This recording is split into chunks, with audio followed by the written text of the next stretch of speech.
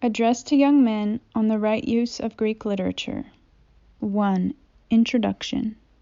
Out of the abundance of his experience, the author will advise young men as to the pagan literature, showing them what to accept and what to reject. Many considerations, young men, prompt me to recommend to you the principles which I deem most desirable, and which I believe will be of use to you, if you will adopt them. For my many-sided training, yea, my adequate experience in those vicissitudes of life which teach their lessons at every turn, have so familiarized me with human affairs that I am able to map out the safest course for those just starting upon their careers. By nature's common bond, I stand in the same relationship to you as your parents, so that I am no whit behind them in my concern for you. Indeed, if I do not misinterpret your feelings, you no longer crave your parents when you come to me. Now, if you should receive my words with gladness, you would be in the second class of those who, according to Hesiod, merit praise. If not, I should say nothing disparaging, but no doubt you yourselves would remember the passage in which that poet says, "He is best who, of himself, recognizes what is his duty, and he is also good who follows the course marked out by others. But he who does neither of these things is of no use under the sun." Do not be surprised if to you who go to school every day, and who, through their writings, associate with the learned men of old, I say that out of my own experience I have evolved something more useful. Now this is my counsel, that you should not unqualifiedly give over your minds to these men, as a ship is surrendered to the rudder, to follow whither they list, but that while receiving whatever of value they have to offer, you yet recognize what it is wise to ignore. Accordingly, from this point on, I shall take up and discuss the pagan writings, and how we are to discriminate among them. 2. To the Christian, the life eternal is the supreme goal, and the guide to this life is the Holy Scriptures. But since young men cannot appreciate the deep thoughts contained therein, they are to study the profane writings, in which truth appears as in a mirror. We Christians, young men, hold that this human life is not a supremely precious thing, nor do we recognize anything as unconditionally a blessing which benefits us in this life only.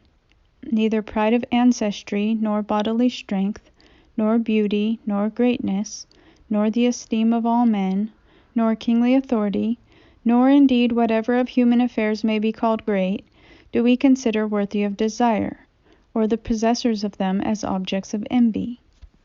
But we place our hopes upon the things which are beyond, and in preparation for the life eternal do all things that we do. Accordingly, whatever helps us towards this, we say that we must love and follow after with all our might. But those things which have no bearing upon it should be held as naught. But to explain what this life is, and in what way and manner we shall live it, requires more time than is at our command, and more mature hearers than you. And yet, in saying thus much, perhaps I have made it sufficiently clear to you, that if one should estimate and gather all earthly weal from the creation of the world, he would not find it comparable to the smallest part of the possessions of heaven. Rather, that all the precious things in this life fall far short of the least good in the other, than the shadow or the dream fails of the reality. Or rather, to avail myself of a still more natural comparison, by as much as the soul is superior to the body in all things, so much is one of these lives superior to the other. Into the life eternal the Holy Scriptures lead us, which teach us through divine words. But so long as our immaturity forbids our understanding their deep thought, we exercise our spiritual perceptions upon profane writings, which are not altogether different, and in which we perceive the truth, as it were, in shadows and in mirrors. Thus we imitate those who perform the exercises of military practice, for they acquire skill in gymnastics and in dancing, and then in battle reap the reward of their training. We must needs believe that the greatest of all battles lies before us, in preparation for which we must do and suffer all things to gain power. Consequently, we must be conversant with poets, with historians, with orators, indeed with all men who may further our soul's salvation. just as dyers prepare the cloth before they apply the dye, be it purple or any other color, so we must also, if we would preserve indelible the idea of the true virtue, become first initiated in the pagan lore, then at length give special heed to the sacred and divine teachings, even as we first accustom ourselves to the sun's reflection in the water, and then become able to turn our eyes upon the very sun itself. 3. Profane learning should ornament the mind as foliage graces the fruit-bearing tree. If then there is any affinity between the two literatures, a knowledge of them should be useful to us in our search for truth.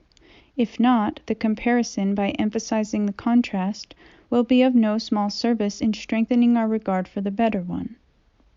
With what now may we compare these two kinds of education to obtain a simile? Just as it is the chief mission of the tree to bear its fruit in season, though at the same time it puts forth for ornament the leaves which quiver on its boughs, even so the real fruit of the soul is truth. Yet it is not without advantage for it to embrace the pagan wisdom, as also leaves offer shelter to the fruit, and in appearance not untimely. That Moses, whose name is a synonym for wisdom, severely trained his mind in the learning of the Egyptians, and thus became able to appreciate their deity. Similarly, in later days, the wise Daniel is said to have studied the lore of the Chaldeans while in Babylon, and after that to have taken up the sacred teachings. 4. In studying pagan lore, one must discriminate between the helpful and the injurious, accepting the one but closing one's ears to the siren song of the other. Perhaps it is sufficiently demonstrated that such heathen learning is not unprofitable for the soul. I shall then discuss next the extent to which one may pursue it. To begin with the poets, since their writings are of all degrees of excellence, you should not study all of their poems without omitting a single word. When they recount the words and deeds of good men, you should both love and imitate them, earnestly emulating such conduct. But when they portray base conduct, you must flee from them and stop up your ears, as Odysseus is said to have fled past the song of the sirens. For familiarity with evil writings paves the way for evil deeds. Therefore the soul must be guarded with great care, lest through our love for letters it receive some contamination unawares, as men drink in poison with honey. We shall not praise the poets when they scoff and rail, when they represent fornicators and wine-bibbers, when they define blissfulness by groaning tables and wanton songs. Least of all shall we listen to them when they tell us of their gods, and especially when they represent them as being many, and not at one among themselves. For among these gods, at one time brother is at variance with brother, or the father with his children. At another, the children engage in truceless war against their parents. The adulteries of the gods and their amours, and especially those of the one whom they call Zeus, chief of all and most high, things of which one cannot speak, even in connection with brutes, without blushing, we shall leave to the stage. I have the same words for the historians, and especially when they make up stories for the amusement of their hearers. And certainly we shall not follow the example of the rhetoricians in their art of lying, for neither in the courts of justice nor in other business affairs will falsehood be of any help to us Christians, who, having chosen the straight and true path of life, are forbidden by the gospel to go to law. But on the other hand, we shall receive gladly those passages in which they praise virtue or condemn vice. For just as bees know how to extract honey from flowers, which to men are agreeable only for their fragrance and color, even so here also, those who look for something more than pleasure and enjoyment in such writers may derive profit for their souls. Now then, altogether after the manner of bees, must we use these writings, for the bees do not visit all the flowers without discrimination, nor indeed do they seek to carry away entire those upon which they light, but rather having taken so much as is adapted to their needs, they let the rest go. So we, if wise, shall take from the heathen books whatever befits us and is allied to the truth, and shall pass over the rest. And just as in culling roses we avoid the thorns, from such writings as these we will gather everything useful, and guard against the noxious. So from the very beginning we must examine each of their teachings to harmonize it with our ultimate purpose, according to the Doric proverb, testing each stone by the measuring line. 5. Since the life to come is to be attained through virtue, chief attention must be paid to those passages in which virtue is praised.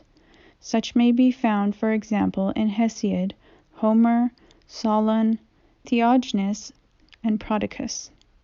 Since we must needs attain to the life to come through virtue, our attention is to be chiefly fastened upon those many passages from the poets, from the historians, and especially from the philosophers, in which virtue itself is praised. For it is of no small advantage that virtue become a habit with the youth. For the lessons of youth make a deep impression, because the soul is then plastic, and therefore they are likely to be indelible. If not to incite youth to virtue, pray what meaning may we suppose that Hesiod had in those universally admired lines, of which the sentiment is as follows: Rough is the start, and hard, and the way steep, and full of labor and pain, that leads toward virtue. Wherefore, on account of the steepness, it is not granted to every man to set out, nor the one having set out easily to reach the summit. But when he has reached the top, he sees that the way is smooth and fair, easy and light to the foot, and more pleasing than the other, which leads to wickedness. Of which the same poet said that one may find it all around him in great abundance. Now it seems to me that he had no other purpose in saying these things than so to exhort us to virtue, and so to incite us to bravery, that we may not weaken our efforts before we reach the goal. And certainly if any other man praises virtue in a like strain, we will receive his words with pleasure, since our aim is a common one. Now, as I have heard from one skillful in interpreting the mind of a poet, all the poetry of Homer is a praise of virtue, and with him all that is not merely accessory tends to this end. There is a notable instance of this, where Homer first made the princess reverence the leader of the Cephallenians, though he appeared naked, shipwrecked, and alone, and then made Odysseus as completely lack embarrassment, though seen naked and alone, since virtue served him as a garment. And next he made Odysseus so much esteemed by other Phaeacians, that abandoning the luxury in which they lived, all admired and emulated him, and there was not one of them who longed for anything else except to be Odysseus, even to the enduring of shipwreck. The interpreter of the poetic mind argued that in this episode Homer very plainly says, Be virtue your concern, O men, which both swims to shore with the shipwrecked man, and makes him, when he comes naked to the strand, more honored than the prosperous Phaeacians. And indeed this is the truth, for other possessions belong to the owner no more than to another, and as when men are dicing, fall now to this one, now to that. But virtue is the only possession that is sure, and that remains with us whether living or dead. Wherefore it seems to me that Solon had the rich in mind when he said, We will not exchange our virtue for their gold, for virtue is an everlasting possession, while riches are ever-changing owners. Similarly, Theognis said that the god, whatever he might mean by the god, inclines the balances for men, now this way, now that, giving to some riches and others poverty. And also Prodicus, the sophist of Ceos, whose opinion we must respect, for he is a man not to be slighted, somewhere in his writings expressed similar ideas about virtue and vice. I do not remember the exact words, but as far as I recollect the sentiment, it ran somewhat as follows. While Hercules was yet a youth, being about your age, as he was debating which path he should choose, the one leading through toil to virtue, or its easier alternate, two women appeared before him, who proved to be virtue and vice.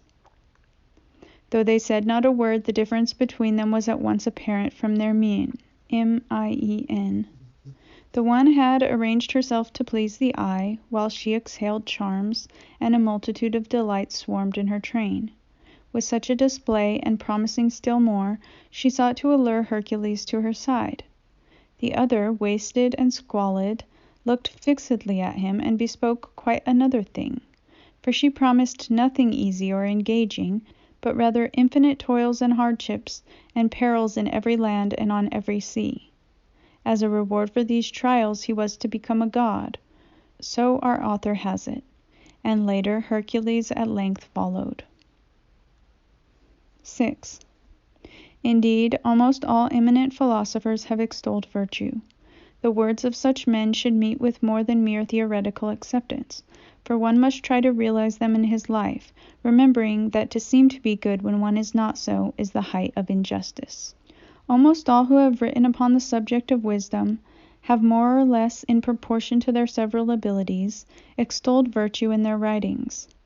Such men must one obey, and must try to realize their words in his life. For he who by his works exemplifies the wisdom which with others is a matter of theory alone, breathes. All others flutter about like shadows. I think it is as if a painter should represent some marvel of manly beauty, and the subject should actually be such a man as the artist pictures on the canvas. To praise virtue in public with brilliant words and with long drawn-out speeches, while in private preferring pleasures to temperance and self-interest to justice, finds an analogy on the stage, for the players frequently appear as kings and rulers, though they are neither, nor perhaps even genuinely free men. A musician would hardly put up with a lyre which was out of tune, nor a chorus with a chorus not singing in perfect harmony. But every man is divided against himself who does not make his life conform to his words, but who says with Euripides, "The mouth indeed hath sworn, but the heart knows no oath." Such a man will seek the appearance of virtue rather than the reality, but to seem to be good when one is not so, is, if we are to respect the opinion of Plato at all, the very height of injustice. 7. But in the pagan literature virtue is lauded in deeds as well as in words, wherefore one should study those acts of noble men which coincide with the teachings of the Scriptures. After this wise, then, are we to receive those words from the pagan authors which contain suggestions of the virtues. But since also the renowned deeds of the men of old either are preserved for us by tradition, or are cherished in the pages of poet or historian, we must not fail to profit by them. A fellow of the street rabble once kept taunting Pericles, but he, meanwhile, gave no heed. And they held out all day, the fellow deluging him with reproaches, but he for his part not caring. Then, when it was evening and dusk, and the fellow still clung to him, Pericles escorted him with a light, in order that he might not fail in the practice of philosophy. Again, a man in a passion threatened and vowed death to Euclid of Megara, but he in turn vowed that the man should surely be appeased, and cease from his hostility to him.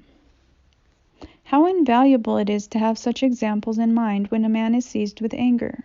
On the one hand, one must altogether ignore the tragedy which says in so many words, "Anger arms the hand against the enemy," for it is much better not to give way to anger at all. But if such restraint is not easy, we shall at least curb our anger by reflection, so as not to give it too much rein. But let us bring our discussion back again to the examples of noble deeds.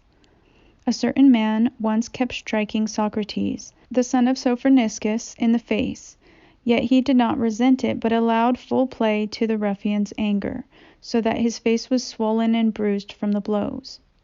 Then, when he stopped striking, Socrates did nothing more than write on his forehead, as an artisan on a statue, who did it, and thus took out his revenge. Since these examples almost coincide with our teachings, I hold that such men are worthy of emulation. For this conduct of Socrates is akin to the precept that to him who smites you upon the one cheek you shall turn the other also. Thus much may you be avenged. The conduct of Pericles and of Euclid also conforms to the precept, "Submit to those who persecute you, and endure their wrath with meekness." And to the other, "Pray for your enemies, and curse them not." One who has been instructed in the pagan examples will no longer hold the Christian precepts impracticable. But I will not overlook the conduct of Alexander, who on taking captive the daughters of Darius, who were reputed to be of surpassing beauty, would not even look at them, for he deemed it unworthy of one who was a conqueror of men to be a slave to women. This is of a piece with the statement that he who looks upon a woman to lust after her, even though he does not commit the act of adultery, is not free from his guilt, since he has entertained impure thoughts. It is hard to believe that the action of Cleinias, one of the disciples of Pythagoras, was an accidental conformity to our teachings, and not designed imitation of them. What, then, was this act of his? By taking an oath, he could have avoided a fine of 3 talents, yet rather than do so he paid the fine, though he could have sworn truthfully. I am inclined to think that he had heard of the precept which forbids us to swear. 8. To return to the original thought, young men must distinguish between helpful and injurious knowledge, keeping clearly in mind the Christian's purpose in life. So like the athlete or the musician, they must bend every energy to one task, the winning of the heavenly crowns. But let us return to the same thought with which we started, namely, that we should not accept everything without discrimination, but only what is useful. For it would be shameful, should we reject injurious foods, yet should take no thought about the studies which nourish our souls, but as a torrent should sweep along all that came near our path and appropriate it. If the helmsman does not blindly abandon his ship to the winds, but guides it toward the anchorage, if the archer shoots at his mark, if also the metal worker or the carpenter seeks to produce the objects for which his craft exists, would there be rhyme or reason in our being outclassed by these men, mere artisans as they are, in quick appreciation of our interests? For is there not some end in the artisan's work? Is there not a goal in human life, which the one who would not wholly resemble unreasoning animals must keep before him in all his words and deeds? If there were no intelligence sitting at the tiller of our souls, like the boats without ballast, we should be borne hither and thither through life, without plan or purpose. An analogy may be found in the athletic contests, or, if you will, in the musical contests, for the contestants prepare themselves by a preliminary training for those events in which wreaths of victory are offered, and no one by training for wrestling or for the pancratium would get ready to play the lyre or the flute. At least Polydamas would not, for before the Olympic games he was wont to bring the rushing chariot to a halt, and thus hardened himself. Then Milo could not be thrust from his smeared shield, but shoved as he was, clung to it as firmly as statues soldered by lead. In a word, by their training they prepared themselves for their contests. If they had meddled with the airs of Marsyas or of Olympus, the Phrygians, abandoning dust and exercise, would they have won ready laurels or crowns, or would they have escaped being laughed at for their bodily incapacity? On the other hand, certainly Timotheus the musician did not spend his time in the schools for wrestling, for then it would not have been his to excel at all in music. He who was so skilled in his art, that at his pleasure he could arouse the passions of men by his harsh and vehement strains, and then by gentle ones quiet and soothe them. By his art, when once he played Phrygian airs on the flute to Alexander, he is said to have incited the general to arms in the midst of feasting, and then, by milder music, to have restored him to his carousing friends. Such power to compass one's end, either in music or in athletic contests, is developed by practice. I have called to mind the wreaths and the fighters. These men endure hardships beyond number. They use every means to increase their strength. They sweat ceaselessly at their training. They accept many blows from the master. They adopt the mode of life which he prescribes, though it is most unpleasant, and in a word, they so rule all their conduct that their whole life before the contest is preparatory to it. Then they strip themselves for the arena and endure all and risk all, to receive the crown of olive, or the parsley, or some other branch, and to be announced by the herald as victor. Will it then be possible for us, to whom are held out rewards so wondrous in number and in splendor that tongue cannot recount them, while we are fast asleep and leading carefree lives, to make these our own by half-hearted efforts? Surely, were an idle life a very commendable thing, Sardanapalus would take the first prize, or Margides, if you will, whom Homer, if indeed the poem is by Homer, put down as neither a farmer, nor a vine-dresser, nor anything else that is useful. Is there not rather truth in the maxim of Prodicus, which says, "It is hard to be good"? For after we have actually endured many hardships, we shall scarcely gain those blessings to which, as said above, nothing in human experience is comparable. Therefore we must not be light-minded, nor exchange our immortal hopes for momentary idleness, lest reproaches come upon us and judgment befall us, not forsooth here among men, although judgment here is no easy thing for the man of sense to bear, but at the bar of justice, be that under the earth, or wherever else it may happen to be. While he who unintentionally violates his obligations perchance receives some pardon from God, he who designedly chooses a life of wickedness doubtless has a far greater punishment to endure. 9. This end is to be compassed by holding the body under, by scorning riches and fame, and by subordinating all else to virtue. What then are we to do, perchance someone may ask? What else than to care for the soul, never leaving an idle moment for other things? Accordingly, we ought not to serve the body any more than is absolutely necessary, but we ought to do our best for the soul, releasing it from the bondage of fellowship with bodily appetites, and at the same time we ought to make the body superior to passion. We must provide it with the necessary food, to be sure, but not with delicacies, as those do who seek everywhere for waiters and cooks, and scour both earth and sea, like those bringing tribute to some stern tyrant. This is a despicable business, in which are endured things unbearable as the torments of hell, where wool is combed into the fire, or water is drawn in a sieve and poured into a perforated jar, and where work is never done. Then to spend more time than is necessary on one's hair and clothes is, in the words of Diogenes, the part of the unfortunate or of the sinful. For what difference does it make to a sensible man whether he is clad in a robe of state or an inexpensive garment, so long as he is protected from the heat and cold? Likewise, in other matters we must be governed by necessity, and only give so much care to the body as is beneficial to the soul. For to one who is really a man, it is no less a disgrace to be a fop or a pamperer of the body than to be the victim of any other base passion. Indeed, to be very zealous in making the body appear very beautiful is not the mark of a man who knows himself, or who feels the force of the wise maxim, "Not that which is seen is the man." For it requires a higher faculty for any one of us, whoever he may be, to know himself. Now it is harder for the man who is not pure in heart to gain this knowledge than for a blear-eyed person to look upon the sun.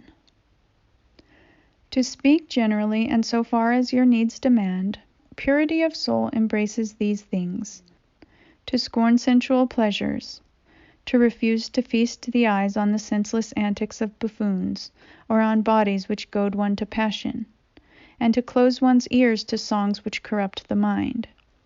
For passions, which are the offspring of servility and baseness, are produced by this kind of music. On the other hand, we must employ that class of music which is better in itself and which leads to better things, which David, the sacred psalmist, is said to have used to assuage the madness of the king. Also, tradition has it that when Pythagoras happened upon some drunken revelers, he commanded the flute player who led the merrymaking to change the tune and to play a Doric air, and that the chant so sobered them that they threw down their wreaths and shamefacedly returned home. Others, at the sound of the flute, rave like Corybantes and Bacchantes. Even so great a difference does it make whether one lends his ear to healthy or to vicious music.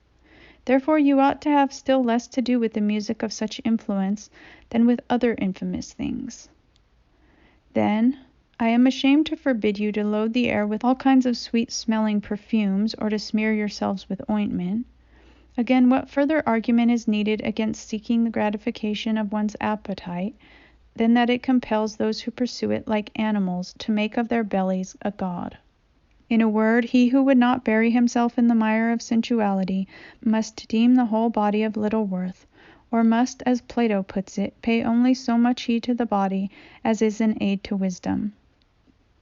Or as Paul admonishes somewhere in a similar passage, let no one make provision for the flesh to fulfill the lusts thereof. Wherein is there any difference between those who take pains that the body shall be perfect, but ignore the soul, for the use of which it is designed, and those who are scrupulous about their tools but neglectful of their trade? On the contrary, one ought to discipline the flesh and hold it under, as a fierce animal is controlled, and to quiet by the lash of reason the unrest which it engenders in the soul, and not by giving full rein to pleasure to disregard the mind, as a charioteer is run away with by unimaginable and frenzied horses. So let us bear in mind the remark of Pythagoras, who, upon learning that one of his followers was growing very fleshly from gymnastics and hearty eating, said to him, "Will you not stop making your imprisonment harder for yourself?" Then it is said that since Plato foresaw the dangerous influence of the body, he chose an unhealthy part of Athens for his academy, in order to remove excess bodily comfort, as one prunes the rank shoots of the vines. Indeed, I have even heard physicians say that over-healthiness is dangerous. Since then, this exaggerated care of the body is harmful to the body itself, and a hindrance to the soul, it is sheer madness to be a slave to the body and serve it. If we were minded to disregard attention to the body, we should be in little danger of prizing anything else unduly. For of what use now are riches, if one scorns the pleasures of the flesh? I certainly see none, unless, as in the case of the mythological dragons, there is some satisfaction in guarding hidden treasure. Of a truth, one who had learned to be independent of this sort of thing would be loath to attempt anything mean or low, either in word or deed. For superfluity, be it Lydian gold dust, or the work of the gold-gathering ants, he would disdain in proportion to its needlessness, and of course he would make the necessities of life, not its pleasures, the measures of need. Forsooth, those who exceed the bounds of necessity, like men who are sliding down an inclined plane, can nowhere gain a footing to check their precipitous flight, for the more they can scrape together, so much or even the more do they need for the gratification of their desires. As Solon, the son of Exegestrides, puts it, no definite limit is set to a man's wealth. Also, one should hear Theognis, the teacher, on this point. I do not long to be rich, nor do I pray for riches, but let it be given to me to live with a little, suffering no ill. I also admire the wholesale contempt of all human possessions which Diogenes expressed, who showed himself richer than the great Persian king, since he needed less for a living. But we are wont to be satisfied with nothing save the talents of the Mysian Pythias, with limitless acres of land, and more herds of cattle than may be counted. Yet I believe that if riches fail us, we should not mourn for them, and if we have them, we should not think more of possessing them than of using them rightly. For Socrates expressed an admirable thought when he said that a rich, purse-proud man was never an object of admiration with him until he learned that the man knew how to use his wealth. If Phidias and Polycletus had been very proud of the gold and ivory with which the one constructed the statue of Jupiter of Elis, the other the Juno of Argos, they would have been laughed at, because priding themselves in treasure produced by no merit of theirs, and overlooking their art, from which the gold gained greater beauty and worth. Then shall we think that we are open to less reproach if we hold that virtue is not in and of itself a sufficient ornament? Again, shall we, while manifestly ignoring riches and scorning sensual pleasures, court adulation and fulsome praise, vying with the fox of Archilochus in cunning and craft? Of a truth, there is nothing which the wise man must more guard against than the temptation to live for praise and to study what pleases the crowd. Rather, truth should be made the guide of one's life, so that if one must needs speak against all men, and be in ill favor and in danger for virtue's sake, he shall not swerve at all from that which he considers right. How else shall we say that he differs from the Egyptian sophist, who at pleasure turned himself into a tree, an animal, fire, water, or anything else? Such a man now praises justice to those who esteem it, and now expresses opposite sentiments when he sees that wrong is in good repute. This is the fawner's trick. Just as the polypus is said to take the color of the ground upon which it lies, so he conforms his opinions to those of his associates. 10. While this ideal will be matured later by the study of the Scriptures, it is at present to be fostered by the study of pagan writers. From them should be stored up knowledge for the future. To be sure, we shall become more intimately acquainted with these precepts in the sacred writings, but it is incumbent upon us for the present to trace, as it were, the silhouette of virtue in the pagan authors. For those who carefully gather the useful from each book are wont like mighty rivers to gain ascensions on every hand. For the precept of the poet, which bids us add little to little, must be taken as applying not so much to the accumulation of riches as of the various branches of learning. In line with this, Bias said to his son, who, as he was about to set out for Egypt, was inquiring what course he could pursue to give his father the greatest satisfaction, "Store up means for the journey of old age." By means he meant virtue, but he placed too great restrictions upon it, since he limited its usefulness to the earthly life. For if any one mentions the old age of Theognis, or of Arganthonius, or that of Methuselah, who is said to have lacked but 30 years of being a millenarian, or even if he reckons the entire period since the creation, I will laugh as at the fancies of a child, since I look forward to that long undying age, of the extent of which there is no limit for the mind of man to grasp, any more than there is of the life immortal. For the journey of this life eternal, I would advise you to husband resources, leaving no stone unturned, as the proverb has it, whence you might derive any aid. From this task we shall not shrink because it is hard and laborious, but remembering the precept that every man ought to choose the better life, and expecting that association will render it pleasant, we shall busy ourselves with those things that are best. For it is shameful to squander the present, and later to call back the past in anguish, when no more time is given. Conclusion. The above are some of the more important precepts. Others the writer will continue to explain from time to time, trusting that no young man will make the fatal error of disregarding them. In the above treatise I have explained to you some of the things which I deem the most to be desired. Of others I shall continue to counsel you so long as life is allowed me. Now, as the sick are of 3 classes, according to the degrees of their sickness, may you not seem to belong to the 3rd, or incurable class, nor show a spiritual malady like that of their bodies. For those who are slightly indisposed visit physicians in person, and those who are seized by violent sickness call physicians, but those who are suffering from a hopelessly incurable melancholy do not even admit the physicians if they come. May this now not be your plight, as would seem to be the case were you to shun these right counsels.